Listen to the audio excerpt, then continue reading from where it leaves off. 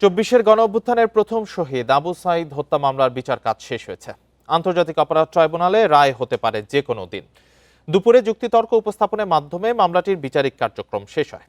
Prosecution জানায়, গত বছরের 6 আগস্ট মোট 30 জন আসামির বিরুদ্ধে অভিযোগ গঠনের মধ্য দিয়ে শুরু হয় বিচার। 5 মাস 20 দিনের বিচারিক কার্যক্রম শেষে এখন রায়ের অপেক্ষা।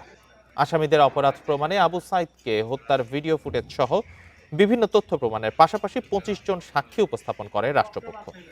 মামলার প্রধান আসামি বেগম রোকেয়া বিশ্ববিদ্যালয়ের তৎকালীন ভিসি ডক্টর হাসিবুর রশিদ সহ 30 জন, এর মধ্যে শিক্ষক 4 জন, আরএমপির সাবেক কমিশনার মনিরুজ্জামান সহ 8 পুলিশ সদস্য এবং ছাত্রলীগের নেতাকর্মী ও বিশ্ববিদ্যালয়ের কর্মকর্তা কর্মচারী। এর মধ্যে গ্রেপ্তার 6 জনকে হাজির করা হয় ট্রাইব্যুনালে। আসামিদের সর্বোচ্চ সাজার দাবি জানিয়েছে রাষ্ট্রপক্ষ। একজন নিরীহ ব্যক্তি দাঁড়িয়ে আছে, তাকে টার্গেট করে গুলি করা হচ্ছে শর্ট ডিস্টেন্স থেকে, এবং সে যখন চিকিৎসার জন্য যাচ্ছে তাকে কেউ নিয়ে যাচ্ছে তখনও গুলি করা হয়েছে। কাজে এই দুটো circumstance and fact completely separate. আইনানুগ শাস্তি চেয়েছি, সর্বোচ্চ শাস্তি চেয়েছি। ট্রাইব্যুনাল বিবেচনা করে দেখবেন আমাদের বক্তব্য সঠিক কিনা। তবে আমরা মনে করি আমাদের বক্তব্য যথার্থ এবং আমরা সকলের বিরুদ্ধে অভিযোগ প্রমাণে সক্ষম।